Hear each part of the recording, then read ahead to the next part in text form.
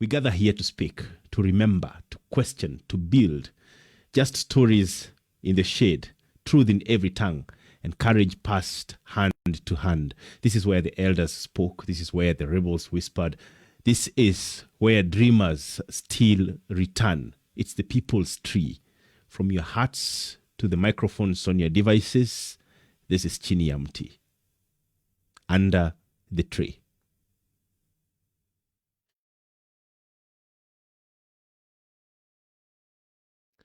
Alright, karibuni sana.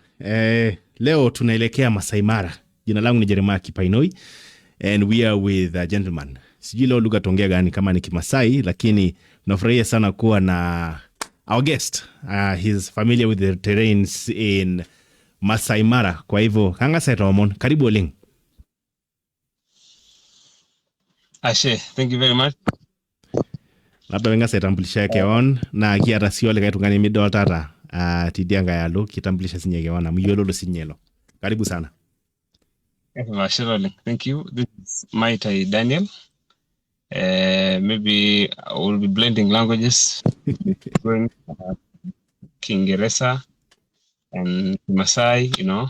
Yeah. Yeah, now that of the indigenous Maasai Mara, we'll be mixing up the languages. So I'm Maitai Daniel from Maasai Mara, in specific Narok West, Talek. So I'm almost from the heart of the Mara. So I'm just about 200 meters from the renowned Maasai Mara Reserve.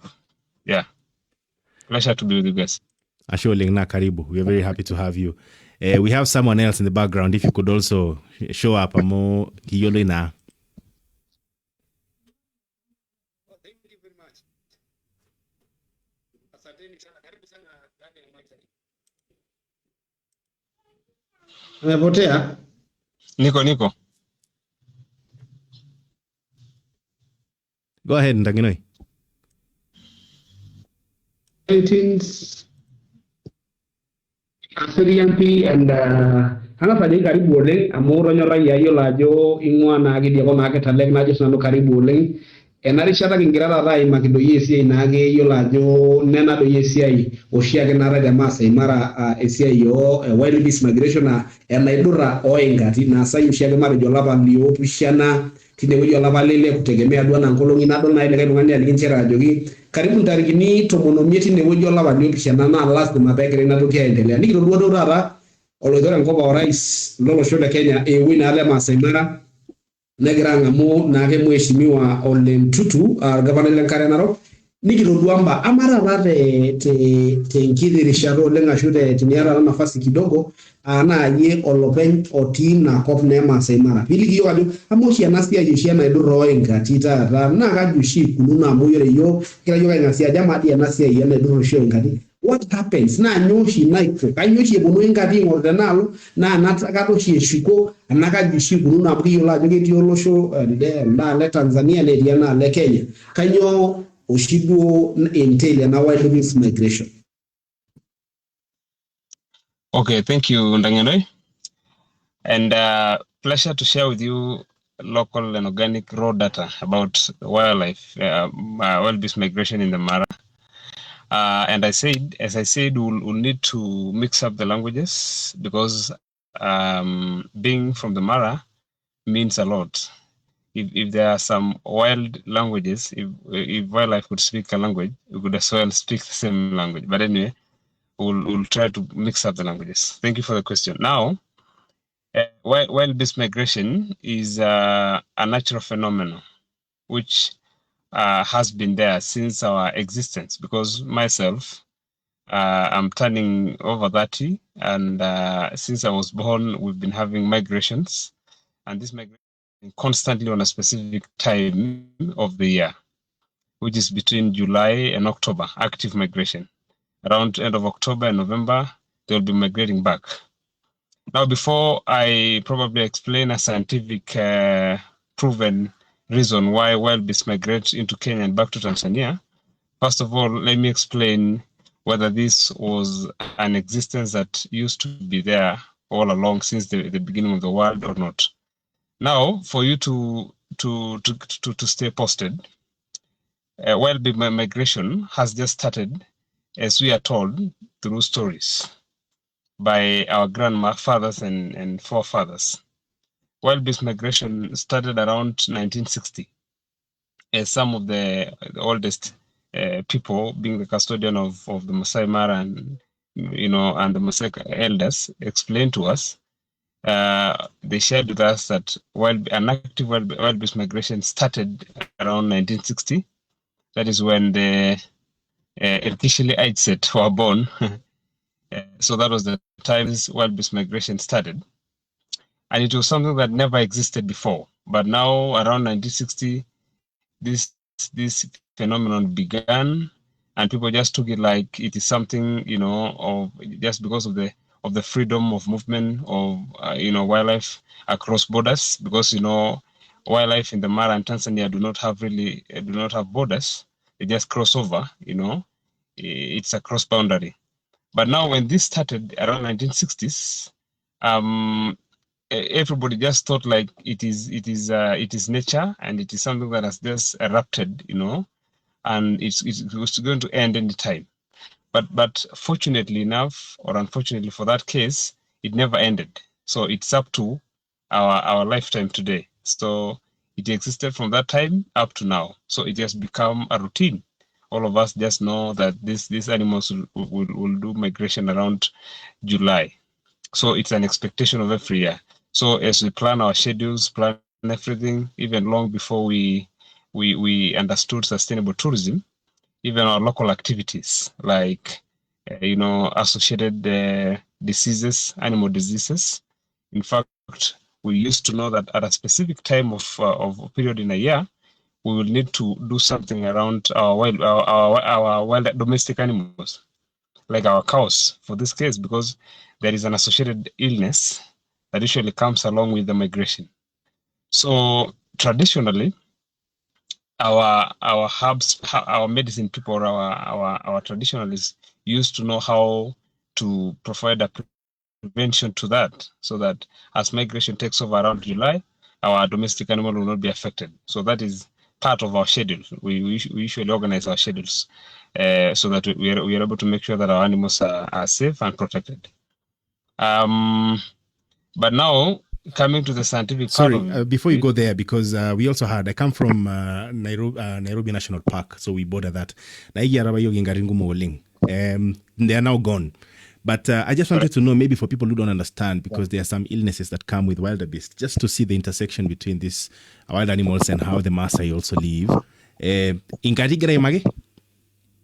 What's that illness? Maybe if you could describe it. Seriously, I don't know in English. In fact, we say now or namuyan this cause, of course, it's a deadly disease. I'm not sure that it's viral, but I presume it's viral. So this disease just used to happen at around that time when these wildebeest are there.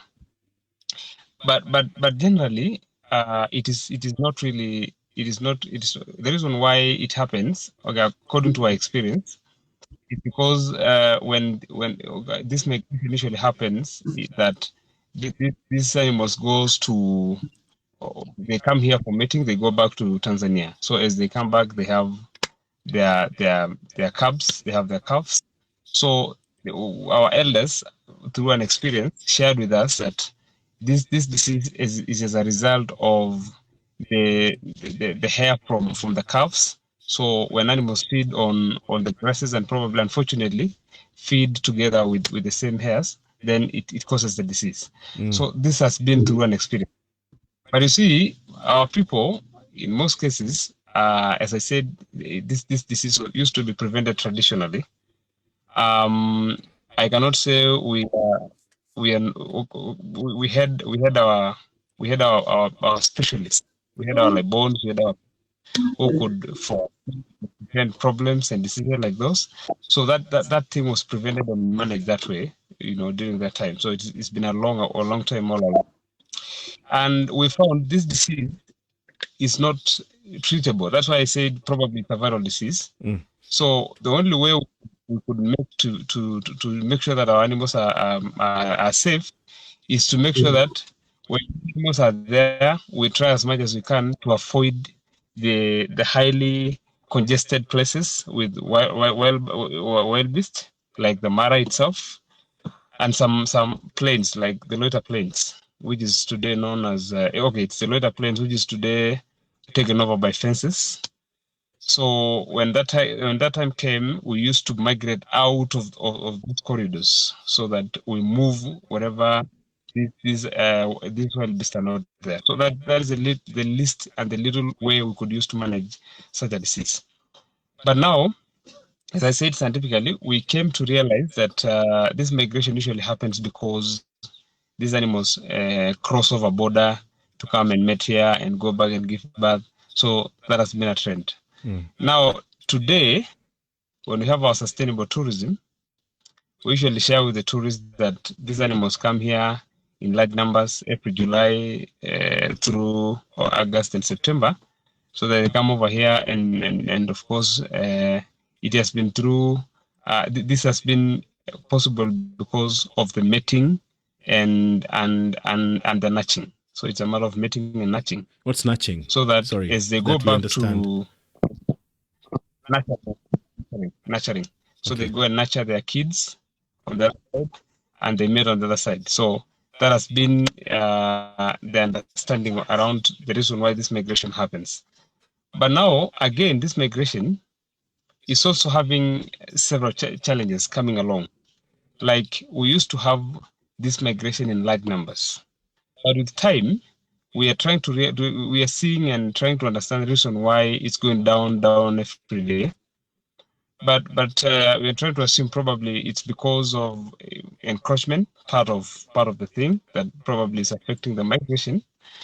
Because and yeah, I can let me say encroachment, because if you go like 10 or 15 years back the line, we'll be able to realize that crossing points in the Mara, both in Mara River and Sand Rivers, has been encroached by facilities that has been established unnecessarily. Business has taken over, and most of the management plan, action plan in the management plan has not been probably implemented, and I can say maybe strategic points of migrations of the wild beast has been encroached, and if at all the management plan could have been respected enough and become ecological discipline, I think this drop of migration would not be at the moment. Yeah. Interesting, because there are many issues that that come up with here, but especially with looking at, Maasai Mara is recognized globally as a tourism destination, but also as a wild wonder. Looking at what the Maasai have been able to preserve for all that time, being able to link the Maasai Mara with the community and the conservancies that revolve around it. You've talked about, the plans that were laid and were not followed to the book. And I'm just wondering, what's the sustainability of this model? Because now you see the president is there. There's a global media, I would say, campaign that's happening now ahead of the wild beast migration season. But how sustainable is this? Are we able to keep them within Maasai Mara once we've already settled there? And how do we have risks also that we're going to lose this to, the other side of the border, to Tanzania with time? How is that going to work? Well, thank you for that. I think, to me, a sustainable plan is necessary for us to have this jewel for the longest years to come. But look, the only control is when these wild beasts are on our side. That is when they are on Kenyan side. But when they flee over the other end, we will not be able to have a full control over them. But let me talk about the whole Mara, not necessarily narrowing down to wild beast. Let me talk about the sustainability of the whole Mara. Now, it's very interesting. In fact, there are two things that need to be compatible, especially in the Mara landscape. This is conservation and livelihood. If we don't enhance the livelihood of the people living in the Mara, this is being the Maasai people, in fact, who've been custodians of this jewel for the longest time, then conservation is not going anywhere. And believe, trust me, we have conservancies rotating, surrounding the Maasai Mara Reserve.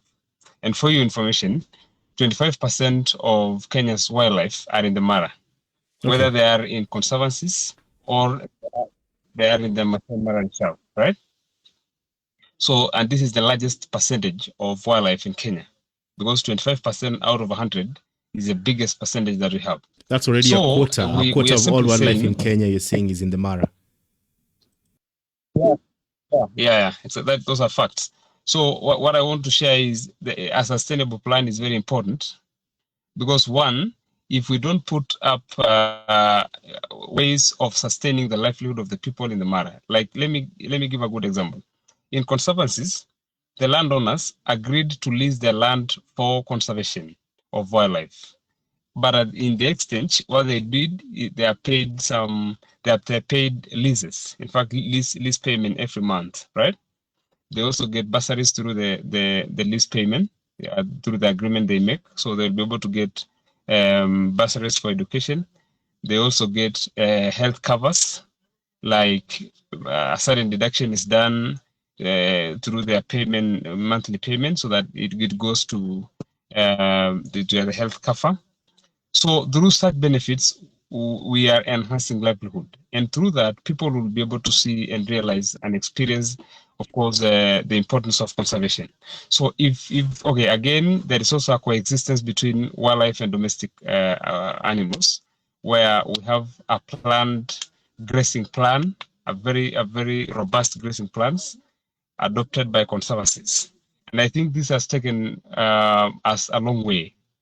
So I'm worried if the Maasai Mara Reserve is not going to adopt these management strategies going forward, then I think such will be part of the threats. Because if the people living in the Mara are not getting other benefits apart from maybe accessing the Mara for sustainable tourism and so many other things, then I think there will be a lot of pressure because of the conflict between livelihoods and conservation. Because look, if you go down to like trying to calculate the percentage out of 100 of people who are benefiting directly from the Maasai Mara Reserve, where probably if you count down like how many people got tourist cars that are getting to the park, how many people have shares in the camps, how many people are investors in the Mara, you'll end up having the least percentage, right?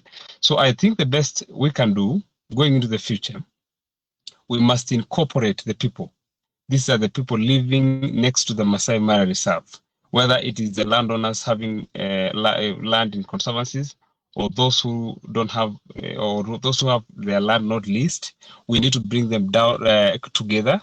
We sit down with local governments or county government in this matter and make sure that we develop the best sustainable plan going into the future. Like, how are we going to make sure that people living in the Mara are not going to lose their livestock?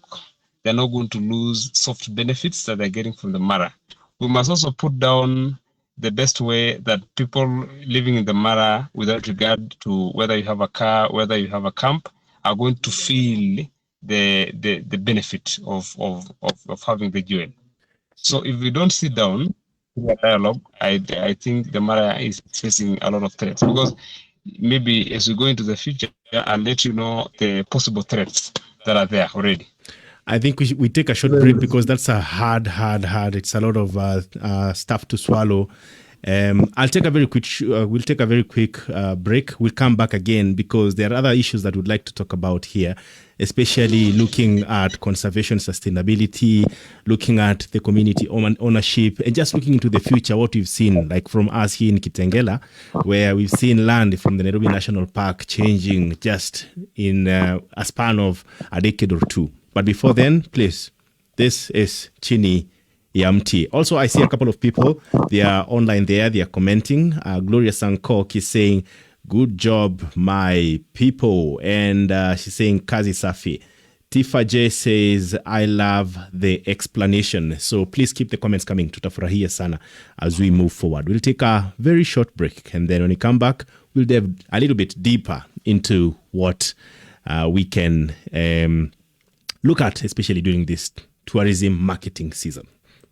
We gather here to speak, to remember, to question, to build. Just stories in the shade, truth in every tongue, and courage passed hand to hand. This is where the elders spoke. This is where the rebels whispered.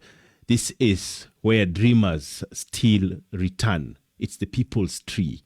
From your hearts to the microphones on your devices, this is Chini ya Mti. Under the tree.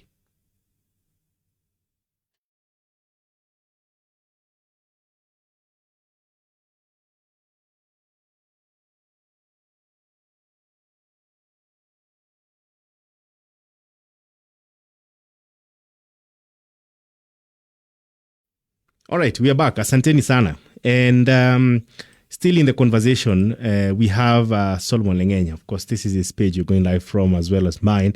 Umelelewa, you've been brought up in Maasai Mara, in whichever language you'd prefer, also looking at the audiences that we have. Kanyona Belegenye, what's the difference from how you see it now and how it was when you're growing up? I think I'd like to say that since we have a lot of climate change, we have climate change. Actually, it's all about climate change, because if you try to see on the view on how we take the environment right now and the climate, we have really changed, and everything. When once climate change, everything. I can see someone calling me. Isn't the guy that we had on the platform is there calling me? Don't know whether I'll pick it. So I'd like to say a lot of things have really changed, because you can see even the mode of. You remember when I was brought up, I think I found that in a position that our people always. We used to kill lions. We used to kill all the animals, and kill a lot of. As masters, right now we are preserving the livelihood of the animals, and also how we are interacting, or our relationship with the nature. Actually, they have really come to a point of like benefit from the animals, since we have a lot of tourism that are coming to actually view or maybe to visit the Maasai Mara and also the rest of the country. Can see that we have a lot of change. All right. Yeah. You're just talking about the things that have changed. What has changed over the years? And we were just hearing about, the advances in terms of technology and the tracking systems, human-wildlife conflict. Hizi vitu zote ambazo zinafanyika. So we realize that there is a lot of, conflict here and there. And we just, have to consider the fact that many of these things are affected by our daily activities. Even as we grow, there's a conflict between education. There's a conflict with, how we use land. And over time also, all these conflicts are exacerbated by the change in climate that we're having. Tukisonga mbele ni kwamba watu wengi sahizi ambao wanaangalia labda wao wako na some issues that they've noticed with time, especially the sustainability. Wamasai kweli wameion. Juzi niliona kwamba tulisema kwamba cruisers ambazo zinatumika kwa Maasai Mara, they are locally owned by the Maasai Mara. I think those are some of the things that you have to look at when you're trying to look at the sustainability of these things, and that the community also sees the value of keeping the land intact, sababu it's also helping them. So maybe Ntangenoi tukimaliza, because I think we've lost our friend. Lakini tukimaliza. Coming back, I think I've already talked to him. Maybe he will join us right now. Oh, perfect. Okay. So even as wait for him, watu wengi hawaelewi umuhimu wa Maasai Mara kwa sababu labda poverty levels zimekuwa pale muda mrefu. Tumeona kwamba shamba inakatakatwa pia. Amezungumzia swala ambalo ni la watu kukatakata mashamba sana sana. Na ukiangalia mali kama Maitai, nilikuwa huko, And it's a little bit frightening to see that such places have now been divided, but also it's a conflict between mimi sasa ndajenga nyumba yangu permanent lini, labda niko na pesa lakini siruhusiwi sababu shamba labda ni ya community, sijui kama ndahamishwa, sina title yangu. So just balancing those things plus the plans that have been put in place, kuna ambazo political and self interests ambazo zinachezwa hapo. Sijui maoni yako iko aje? Sustainability ya hii Maasai Mara inaweza fanya bila community land?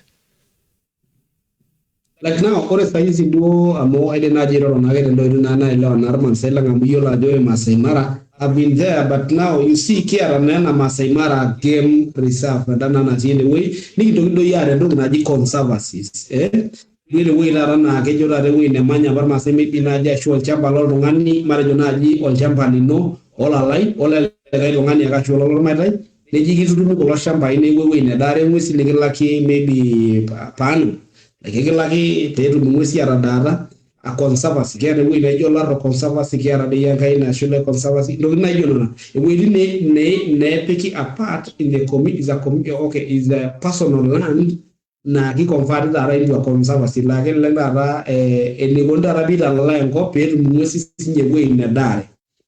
So ore biji ngore na doto ki ndo la jeru because Maasai Mara katibu na nana shebi because they are trying arata laga nche etu abaninchi ore sai lo Maasai Mara jagere musungu diamo one meyeni nyenne do linjiri de ngoli asi unanga adinya dagara ate mino sana doro. So arata ngira ji safeguard amude neme na dongwesi anara mayolo na joka ininche ikuno on their side. So they are really safeguarding the animals. So kadol da jore da relationship da na gray make de na masemele budo global manore da ben ngara na tauni ambiyo lajo ore da na Nairobi National Park ni woji itimba kumo le da na ibelekenya ramuna bra enne woji saisi ya Nairobi egere nya ngi ajo keja de ngire maraje kona ngwesi bedu ndo na kan kop non ina kwa ndo gumu sana na dolo na nya na ya odo ngana tenebo nyana ya urada ko watalii pe bonu amajege bonu watalii adol building ile Nairobi majege bonu watalii adol ngani developer ya bonu nje adol ngwesi na bila wadar buli masa jo etilo ngana ko ora do modern houses lakini they don't live it there ore haso lejeneti ne le kwa plan lor masera rame ngaje modie ngaji da no shi Maasai Manyata do yaji bila la ido ambao shebe lor Maasai ranyaro Maasai kuna keli anona mpo ina metai na betu maikipa na golo musungu tidia le Maasai Mara kakore bijalo tu na ngalo rara enalo sasa ine bora rajo uyarani ina modern ila na rara rapo kido ine to bwalo ngana Maasai Mara amegure si tu Maasai Mara ore tu amgare some individuals kulo doro ngana na grara ra benefit ngara Maasai Mara ra radio ngani ore nkambi irida ore ndo na dolde gere belege nyole ore nari ke bodo ngana oti ngambo achune bono haya cruisers enewe na balonga rasta na bada rasta orgafanai ole tutu like ke jora rawle kuna cruiser ni wala be kunta bawara den cruiser inenka lola le Maasai Mara na kuna cruiser ni locals ni njitumie peke ya apekatua kulo tour guides le Maasai Mara ni njitumie yani lo tuwa yende mpaka ngari no ne kone locals nigindi jenga tuwa Maasai Mara alafu nigiruma iro duwa the view of the Maasai Mara amo kanyo ne benefit la do locals. So ore na babijingo adolta ajore wine lo tuwa raja lo tuwa affecta na lo tuwa mbana hapo ntadogoya lelo la mera la duale ejima ngorai venye na benefit na ajol tungani ubashwa. So inakuwa ni vigumu kwa sababu never rajo mirogini na rara public resources will not be enjoyed by the locals and it will be limited na ile rara dito ya bolu rara irogini rara enjoy what people need. Nego karibu sana la Maitai tena.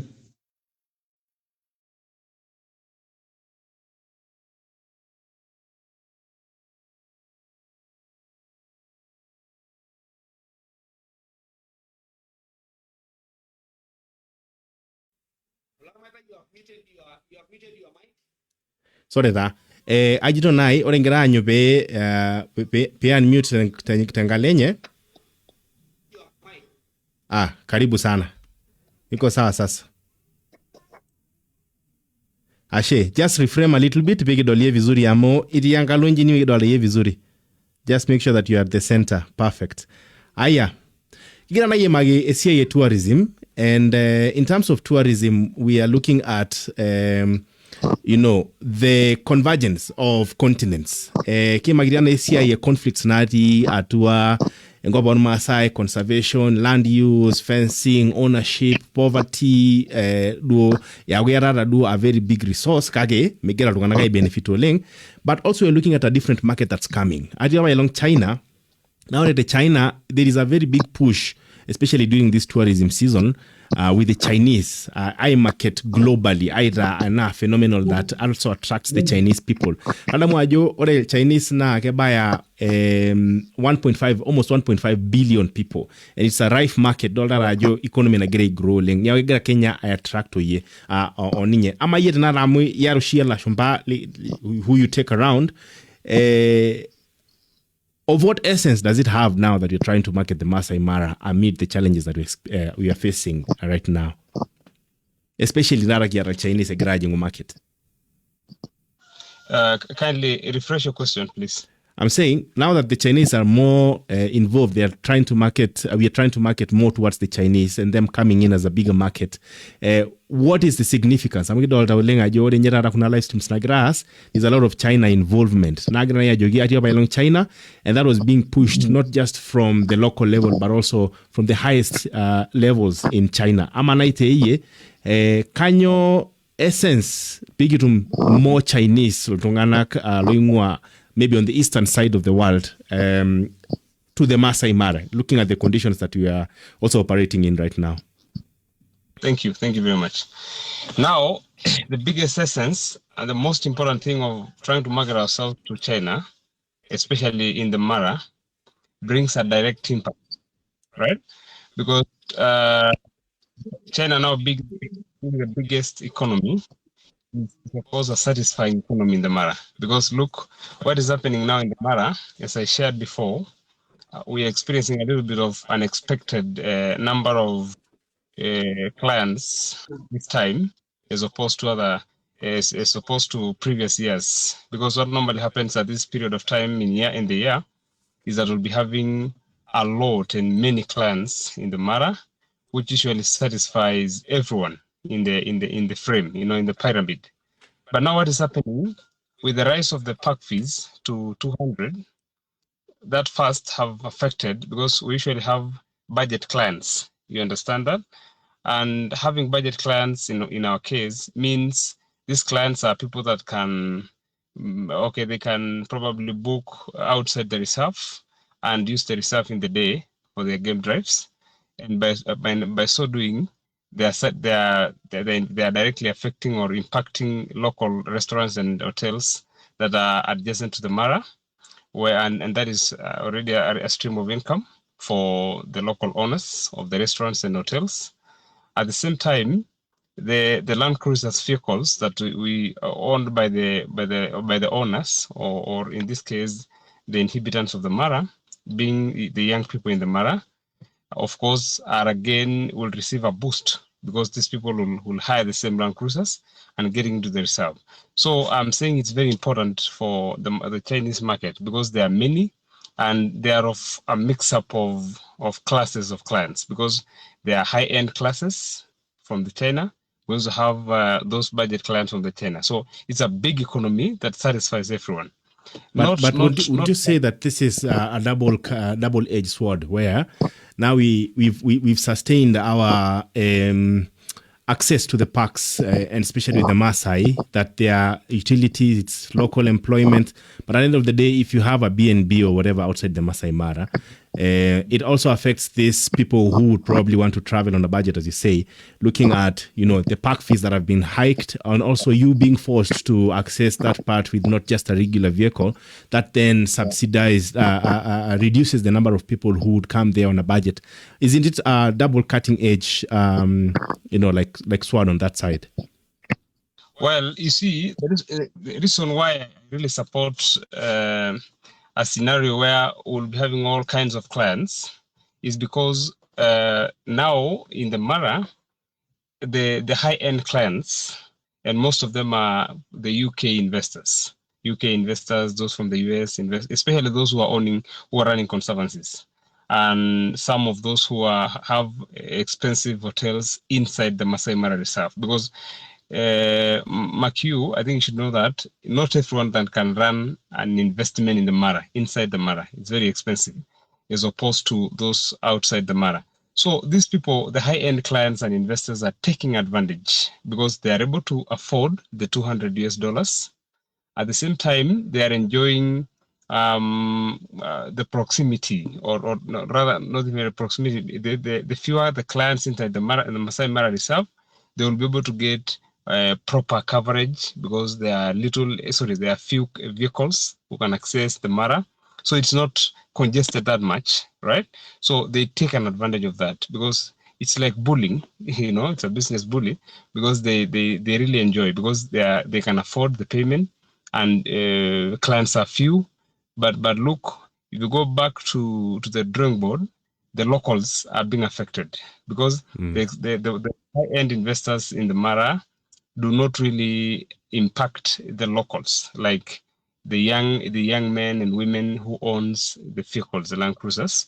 They also, it will be a loss for those, again, some of us who are probably having vehicles, as I said, and some of the young people who have restaurants and Airbnbs and hotels that are outside the Mara. Remember, most of the Airbnbs, most of the hotels out of the Mara are really owned by real locals, people in the Mara, But if this happens, if the trend goes on and on, then these people will be affected economically. So we will not be reaping the 3-month season, which usually happens across the year. So it will be year in, year out, we are not making, right? But look, as much as we don't want to overrate or over expect the profits from the Mara without considering its economical and ecological sustainability. We need to think about that. So to me, yeah, but maybe just to interject there, I think there's a big danger, and I think it's a term that is used also in conservation, where you also don't want to make it an elitist venture. I'm not very familiar with the park fees that local Kenyans have to have, but I'm imagining if I and my family wanted to go to the Maasai Mara, I'll be forced to get to the gate if I had a small car, and then I will have to book a Land Cruiser, whether I had a car or not. And I don't know how much that would also cost to me, because I would assume that it would mean a lot for someone to come from abroad, come here. $200 would probably be fine. But how does that also, accommodate the local Kenyan who would also like to experience that?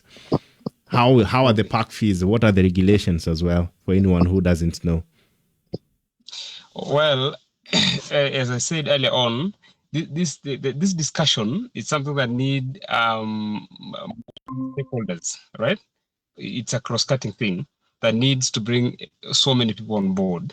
But the most unfortunate thing now is that the decision makers on table is almost ending at the county government, right?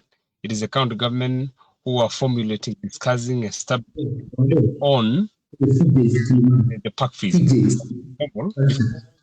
We rushed to the $200.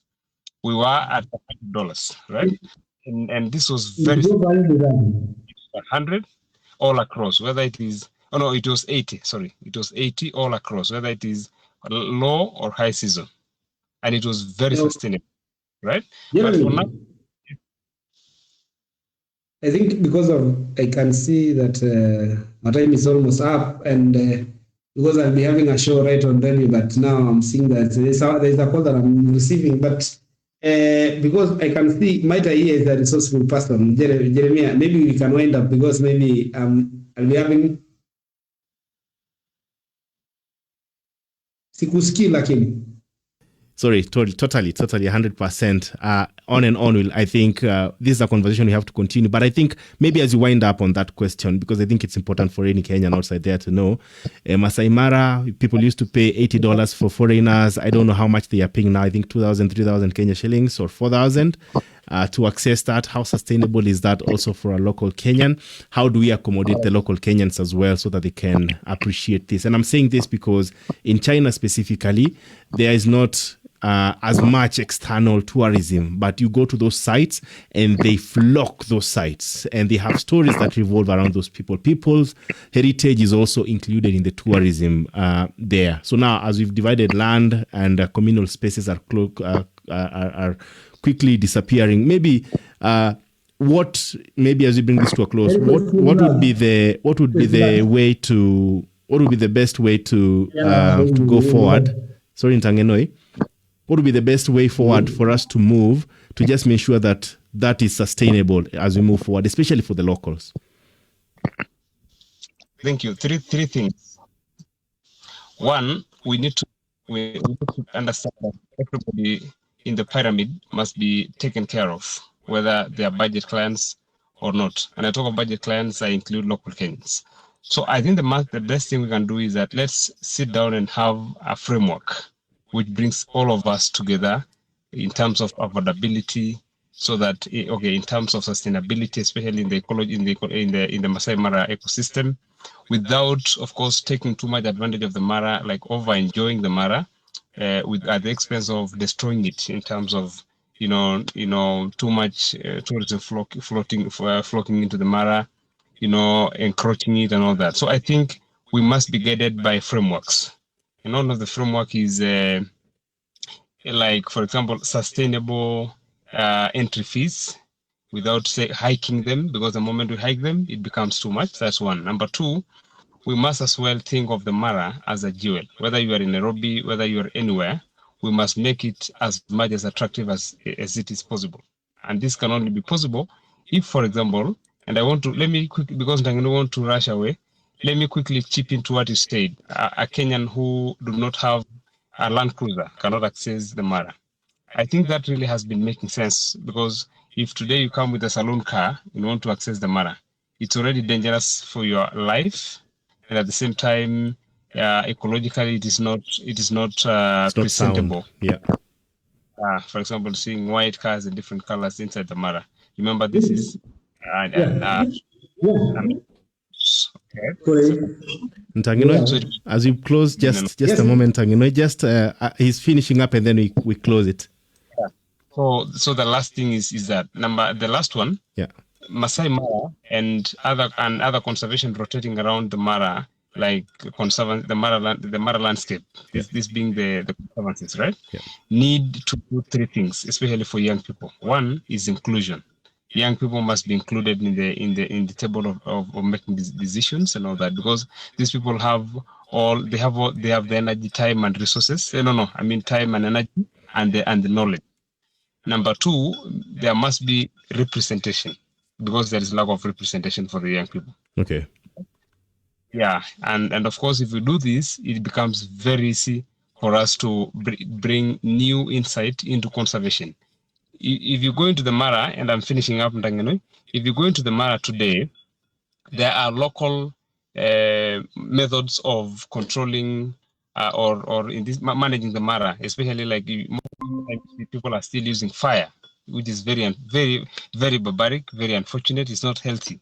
They're using fire to regulate grasses, tall grasses in the Mara. And there are modern ways of doing that. For example, sustainable and controlled grazings, like what is happening in the conservancies. Today we have the carbon credit, the carbon business. Carbon credit or carbon business involves shorter grasses, but you don't need to burn grasses in preparation for wild-based. I think the best thing we can do is let us adopt new and modern management systems. And this can only be done if young people are included in the framework. Thank you. I'd like to say thank you for that. I think we have bring this to a close. I would like to appreciate all the people that were able to tune in. Gloria Sankok says, good job, my people. Kazi Safi, Domi Ole Nkere says, I don't know what he means. I'm not an English teacher. I'm a teacher of English. I think it's mesmerized by the language that we're speaking here. And then we have Amos Lanet Kedokian Sema, informative. I'd like to say thank you and goodbye. Ntangeno, if you have final words, sorry, we've extended into the resource that we've been lucky to have. But if you have some final words as well. I'd like to say thank you to my brother and Daniel, because of the good job. Actually, I know and I believe in you that you are very resourceful in the Maasai Mara. I wish people from Maasai Mara can embrace this. You are one of the youth who is very updated and he knows everything concerning the Maasai Mara. And I really appreciate. Keep up the good job. And in any case, maybe we need something. Maybe we need some information from maybe I know you will give us time as the way you have treated today. I think we are doing it for the community. Most of us, we are far from Maasai Mara, but we are at the heart of the Maasai Mara. We need also to hear, because Maasai Mara, it concerns us, because I'm very sure the revenues that are being collected from the Maasai Mara, they're actually the ones that are benefiting us on this side. But we need to know, what is Maasai Mara all about it? And actually, you have really exhausted all the points and all that it entails in the Maasai Mara, especially in the wildebeest migration. I'd like to say thank you very much. We'll keep in touch. Anytime maybe we have or maybe you have an inquiry from the Maasai Mara, maybe you can give us on this side. Thank you very much. Asante sana, and I'll say thanks as well. Kwaheri for now. This is chini ya mti. Wamasai wataita abori or ngaboli. Ama namna gani? And Jani. Thank you and goodbye. We gather here to speak, to remember, to question, to build. Just stories in the shade, truth in every tongue, and courage passed hand to hand. This is where the elders spoke. This is where the rebels whispered. This is where dreamers still return. It's the people's tree. From your hearts to the microphones on your devices, this is chini ya mti, under the tree.